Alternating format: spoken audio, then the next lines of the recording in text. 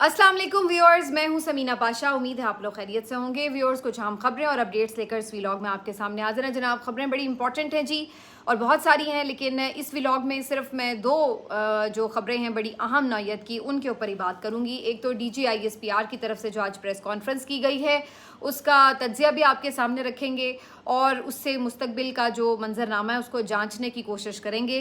दूसरी तरफ आज जो बांग्लादेश में सूरत हाल पेश आई है उससे मुतालिक भी तफसीली बात करेंगे कि क्या हुआ, कैसे हुआ, और उसका पाकिस्तान के मौजूदा हालात के साथ क्या ताल्लुक़ है। तो बहुत सारी इंटरेस्टिंग चीज़ें आपके सामने रखने वाली हूँ। आपसे रिक्वेस्ट है कि चैनल को सब्सक्राइब कर लें अगर अभी तक सब्सक्राइब नहीं किया। सबसे पहले बात करेंगे DGISPR की प्रेस कॉन्फ्रेंस के हवाले से। DGISPR साहब ने जो आज प्रेस कॉन्फ्रेंस की, पहले उन्होंने एक ब्रीफिंग दी और उसके बाद सहाफ़ियों के सवालों के जवाब दिए। दो तीन अहम चीज़ें हैं जिनके ऊपर उन्होंने बात की। एक तो उन्होंने ये बात की कि जो फ़ौज है बेसिकली वो मुख्तलिफ पाकिस्तान की फ़लाह बहबूद के मईशत को बेहतर करने के लिए जो प्रोजेक्ट्स हैं उनमें अपना किरदार अदा कर रही है, उनमें ताउन कर रही है हुकूमत के साथ, और वो ये करते रहेंगे।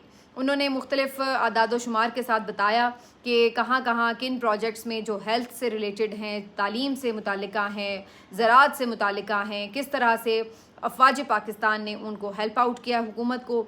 और उन्होंने इस अहम मौके के ऊपर ये भी कहा कि nothing can stop us what we are doing and can do. और बड़ा वाज़ेह पैगाम था कि जी हम जो पाकिस्तान के लिए बेहतर समझते हैं वो हम करते आए हैं और करते रहेंगे, और कोई हमें नहीं रोक सकता। उन्होंने इस मामले में ये बात की है कि मईशत में मदद करने के हवाले से किसी को कोई मसला नहीं होना चाहिए। तो एक तो उनका ये पॉइंट था, लेकिन अब इसके ऊपर ज़ाहिर है ये बात होती है, हमेशा से लोग इस पर ये बात करते हैं, तनकीद होती है कि ये आपका काम नहीं है, आपका काम दिफा है, मुल्क की दिफा को देखना है, उसको आप देखें। आप जब मईशत के मामलात में, दीगर मामलात में, इंतज़ामी उमूर में मुदाखलत करते हैं तो फिर उसके ऊपर तनकीद भी होती है, और फिर वो कहीं ना कहीं मामलात जाके सियासी मामलात से जुड़ जाते हैं तो उसके ऊपर भी तनकीद होती है। तो इस पर उनका ये कहना था कि ये तनकीद बिला जवाज़ है, क्योंकि जिस काम में मुल्क की बेहतरी है वो हम कर सकते हैं और उस पर किसी को एतराज़ नहीं होना चाहिए।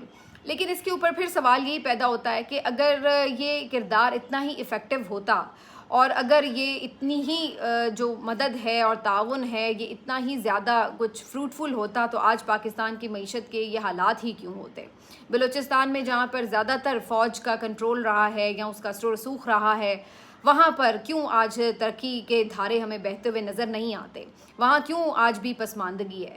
फिर यही सवाल उठता है कि आपने हमेशा, बिल्कुल ये बात दुरुस्त है, अपनी तौर पर जायज़ कोशिशें की होंगी, नीयत भी अच्छी होगी, लेकिन सवाल ये पैदा होता है कि 76 साल बाद भी आज हम इसी नहज पर खड़े हैं कि कर्ज़े मांग रहे हैं, आज भी हम डिफ़ॉल्ट के धाने पर खड़े होते हैं, आज भी हमारी सूरत हाल ये है कि कोई हमारी मईशत में बेहतरी का उम्मीद या चांस नज़र नहीं आता। आज भी हमारी हालत ये है कि लोग बिजली के बिलों से ख़ुदकुशियाँ कर रहे हैं। तो अगर ये मॉडल जो हम लेके चल रहे हैं ये इतना ही इफ़ेक्टिव होता तो आज पाकिस्तान की मईशत के ये हालात तो ना होते सर।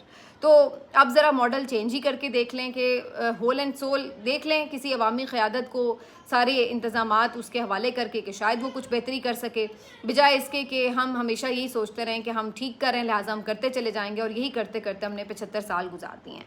उसके बाद उन्होंने 9 मई के हवाले से भी उनसे सवाल हुआ, तो उन्होंने कहा कि 9 मई के मामले पर मौक़िफ़ में कोई तब्दीली नहीं आई। 9 मई के ऊपर आज भी हमारा अफ़वाज पाकिस्तान का वही मौक़िफ़ है जो पहले था, और इस हवाले से फिर उन्होंने ये बात की कि इसमें जो निज़ाम इंसाफ़ है उनको इसके ऊपर जल्द फ़ैसले करने चाहिए थे।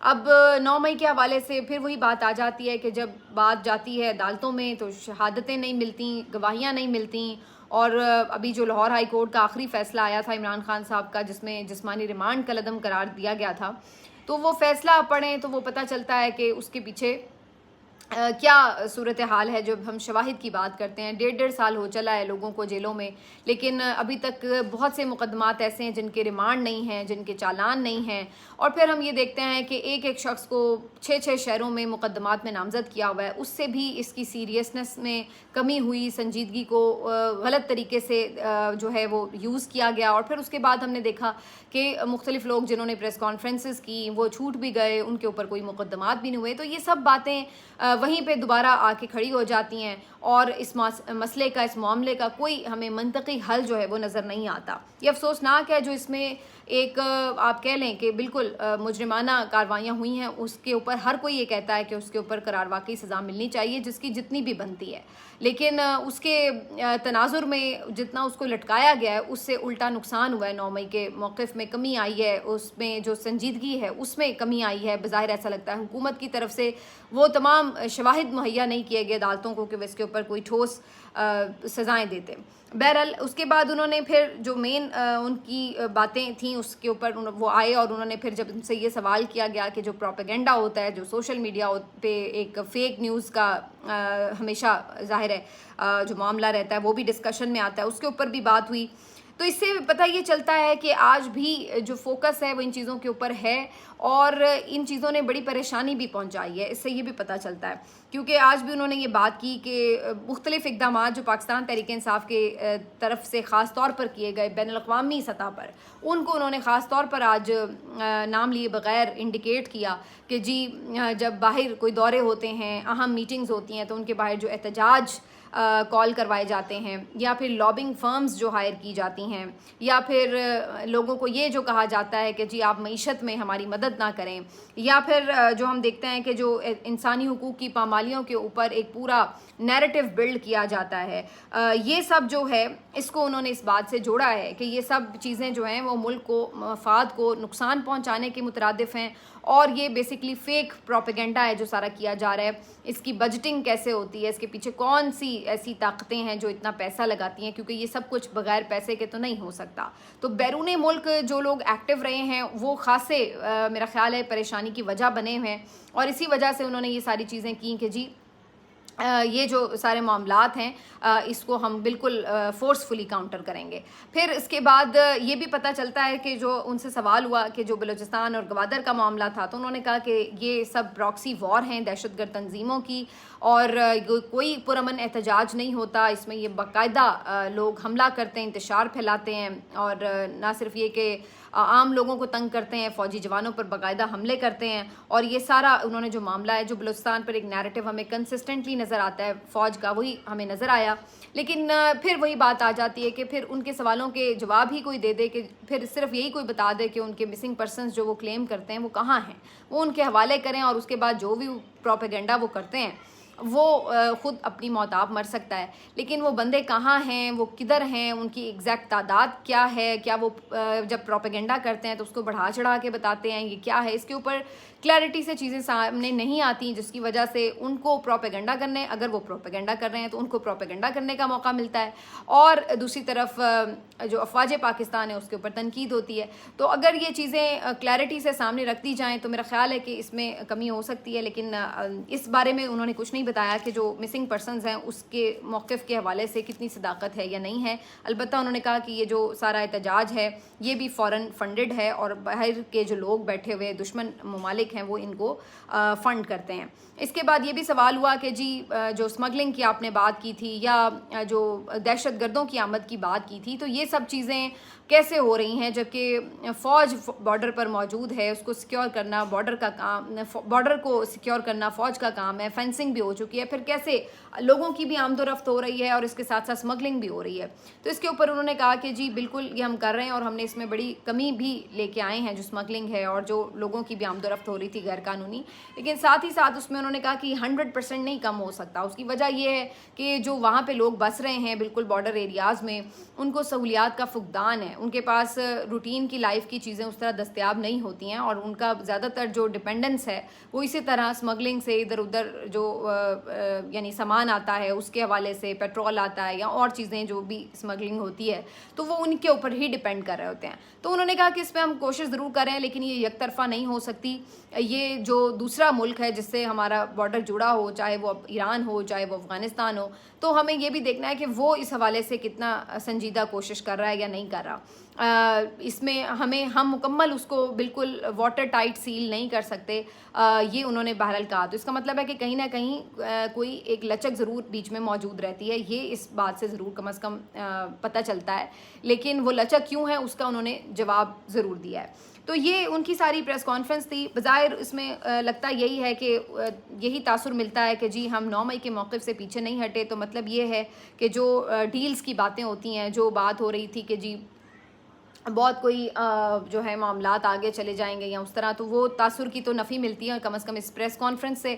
اور وہ یہ بات کہتے ہیں کہ ہم ابھی تک اس کے خلاف ہی لڑیں گے. اور انہوں نے یہ بھی کہا کہ یہ سب کچھ جو کیا جاتا ہے سوشل میڈیا کے اوپر, یہ بیسکلی مایوسی کا بیانیہ بنایا جاتا ہے. تو اس پہ البتہ میں معذرت کے ساتھ ضرور بہت بصد احترام اختلاف کرتی ہوں کہ یہ بیانیہ مایوسی کا بنایا نہیں جاتا. یہ جو نظر آتا ہے چیزیں جو ہو رہی ہیں وہ آٹومیٹکلی بیانیہ بن جاتا ہے. جیسے ہم دیکھتے ہیں کہ لوگ آج خودکشیاں کر رہے ہیں اگر بجلی کے بلوں کے اوپر, تو یہ میں نے کسی کو مایوس نہیں کیا. اگر کسی کی جیب میں پیسے نہیں ہیں تو وہ ظاہر ہے وہ جا کے اگر وہ بل نہیں دے سکا تو اس نے اپنی جان گنوا لی, یا کسی نے اپنی بچیوں کو بے روزگاری کی وجہ سے ذبح کر دیا, یا کسی نے اپنے بھائی کی شہرت کاٹ دی. تو یہ بیانیہ بنانے سے خالی کوئی اس حد تک تو کیسے جا سکتا ہے. یہ اصل بات وہی ہے کہ لوگوں کے حالات اس طرح کے ہو گئے ہیں تو لوگ مایوس نہ ہوں تو کیا ہوں. جو لوگ چھوڑ کے برین ڈرین ہو رہا ہے, وہ باہر جا رہے ہیں, وہ سمجھتے ہیں کہ اس ملک کا کوئی انہیں نظر نہیں آتا کہ اس میں ان کا کوئی فیوچر ہے, تو وہ کیا کریں. تو یہ چیزیں اگر بہتر ہوں, معیشت بہتر ہو, ملک کے حالات بہتر ہوں, اور سب سے بڑھ کر ترقی کے ساتھ ساتھ ضروری ہے آزادی.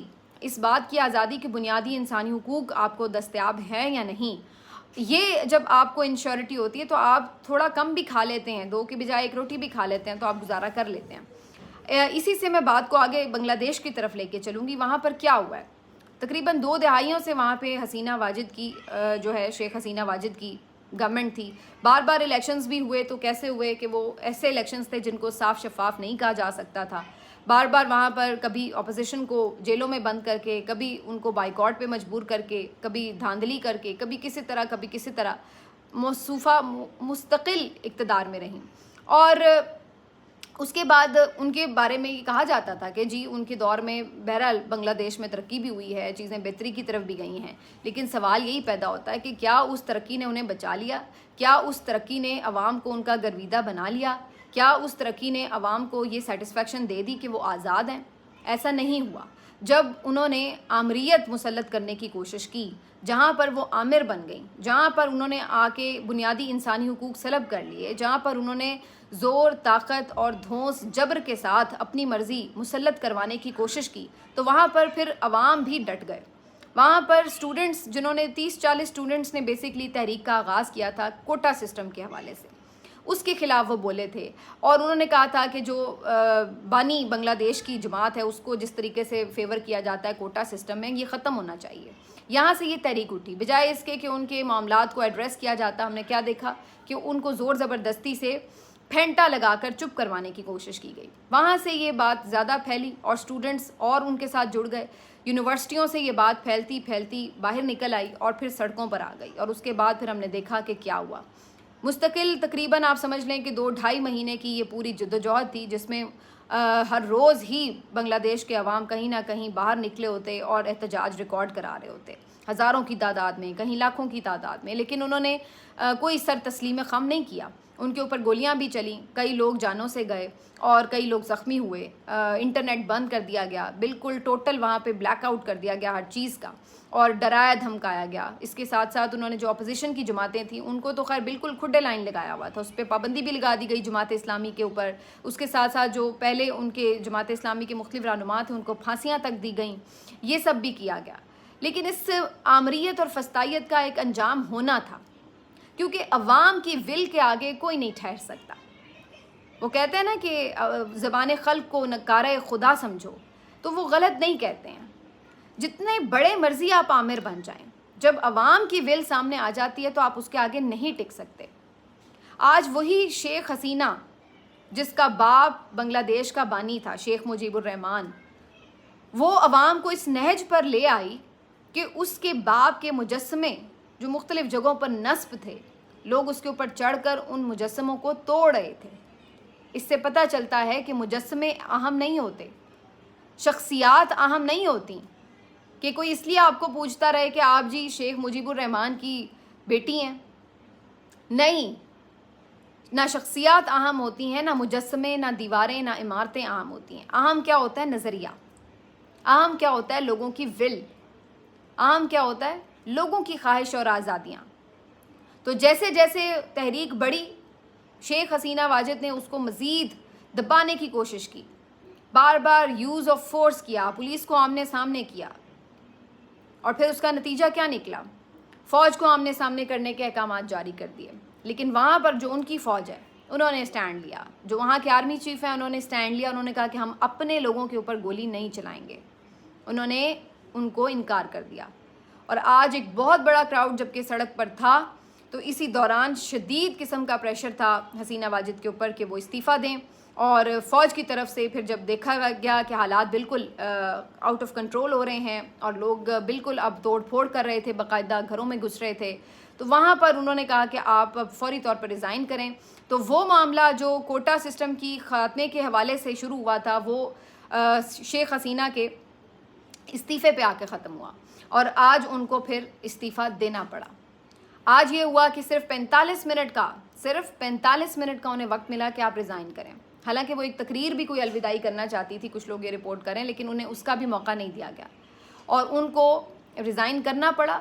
اور جس کو کہتا نا دوڑم باغم, انہوں نے فوراً اپنا جو کچھ بھی وہ اس وقت اٹھا سکتی تھی جلدی میں سامان اٹھایا, ہیلی کاپٹر کے ذریعے ان کو بھارت روانہ کر دیا گیا. بڑی مشکل سے وہ جان بچا پائیں کیونکہ اس کے چند ہی منٹ کے بعد وہاں پر لوگوں کا ایک موب بہت بڑا ان کے گھر پر حملہ آور ہوا اور ان کے گھر میں توڑ پھوڑ کی, چیزیں اٹھا لی, سب کچھ کیا. اگر وہ وہاں پر موجود ہوتی تو لوگ ان کی تکہ بوٹی کر جاتے. تو یہ صورتحال تھی. وہاں سے ان کو بڑی مشکل سے نکالا گیا اور وہ ریزائن کر کے اپنی جان بچا کے مشکل سے بھاگ گئی ہیں. تو وہاں کے لوگوں نے اپنا باہر نکل کر حق لیا,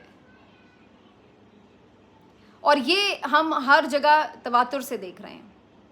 اگر یہ لوگ تھوڑی تعداد میں ہوتے تو ان کو مار پیٹ کر ان کو گرفتار کر لیا جاتا, حق بھی نہ ملتا, اور جنہوں نے باہر نکلنے کی جسارت کی تھی ان کی بھی صحیح سے پھینٹی لگتی. لیکن وہ زیادہ تعداد میں تھے اور انہوں نے اپنا حق منوایا, چھین کے آزادی لی. اس سے پتہ یہ چلتا ہے کہ بنگلہ دیشی 1971 میں بھی جتنے باغیرت تھے وہ آج بھی اتنے ہی غیرت مند ہیں. وہ انہوں نے اس وقت بھی غلامی قبول نہیں کی تھی تو انہوں نے آج بھی غلامی قبول نہیں کی. انہوں نے اس وقت بھی اگر جدوجہد کی تھی تو انہوں نے آج بھی جدوجہد کی. بھلے وہ جدوجہد خود اسی شخص کی بیٹی کے خلاف تھی جنہوں نے ان کو علیحدہ ملک لے کے دیا, لیکن اس کا مطلب یہ نہیں کہ اگر جس نے ایک نظریہ دیا اگر وہ اس نظریے کے خلاف ہو جائے گا تو پھر بھی اس کو پوجتے رہو. بنگلہ دیش کے عوام نے یہ بتایا ہے کہ نظریہ اہم ہے, آزادی اہم ہے. جبر اور فسطائیت کا ایک وقت ہوتا ہے, اس وقت تک آپ اس کو بڑھاوا دے سکتے ہیں, پھر اس سے آگے آپ کی نہیں چلتی جب وقت آ جائے. تو یہ آج جو سبق ہے بنگلہ دیش کے عوام نے سیکھا یہاں پر. اس کے بعد فوری طور پر آرمی چیف جو وہاں کے تھے انہوں نے اعلان کیا. خطرہ یہ تھا کہ کہیں مارشل لاء نہ اناؤنس ہو جائے, اس سے تو مطلب یہ ہوتا کہ آسمان سے گرا اور کھجور میں اٹکا. لیکن انہوں نے آ کے فی الحال تو جو اعلان کیا وہ یہ کہ شیخ حسینہ کو تو فارغ کر دیا گیا اقتدار سے, باقی ایک عبوری سیٹ اپ بنایا گیا, اور اس عبوری سیٹ اپ کا کام یہ ہے کہ تھوڑا امن و امان کی صورتحال کو بہتر کر کے شفاف الیکشن کے لیے انتظامات کریں, اور اس کے بعد شفاف الیکشن ہوں گے اور ملک کا جو اقتدار ہے وہ منتخب نمائندوں کے ہاتھ میں چلا جائے گا. تو یہ فی الحال کے لیے تو ایک خوشائند اعلان ہے, لیکن ہم امید کرتے ہیں کہ یہ اعلان اتنا ہی رہے, اس سے آگے نہ بڑھے کہ جی اب ہم ہی قابض ہو گئے ہیں آ کے اور نیا تماشا شروع ہو جائے وہاں پہ بھی مارشل لاء کا. تو وی جسٹ ہوپ کہ وہ ایسا جیسا اعلان کیا اس کے اوپر وہ کاربند بھی رہیں. لیکن یہ بیسکلی پوری جو جدوجہد ہے اس نے آج پاکستان میں بھی بڑے لوگ اس پہ شور کر رہے تھے, اور کچھ لوگ کہہ رہے تھے کہ جی دیکھ لیں آپ, پاکستان والے بھی دیکھ لیں, شیخ مجیب کو بڑا یہ ہیرو قرار دیتے ہیں, وہاں پہ تو لوگ اس کے مجسمے توڑ رہے ہیں. تو بھائی یہی بات تو ہم آپ سے کہہ رہے ہیں کہ بات شیخ مجیب یا کسی اور شخص کے ہیرو یا نہ ہیرو بننے کی نہیں ہے, بات نظریے کی ہے. نظریہ کیا ہے کہ عوام کی بات مان لو. اس وقت بھی یہی بات تھی کہ عوام نے اگر اس کو ووٹ دیے تھے تو اس کی حکومت بننی چاہیے تھی, وہ آپ نے نہیں بننے دی تو سارا کیوس کھڑا ہو گیا. یہی بات آج بھی سب کہتے ہیں کہ جس کو ووٹ ملا ہے اس کو حکومت ملنی چاہیے, ورنہ یہی کیوس لے کے آپ بیٹھے رہیں. ابھی بھی 2.5 سال لڑ کے دیکھ لیا کیا نتیجہ نکلا, آگے بھی کیا نتیجہ نکل آئے گا.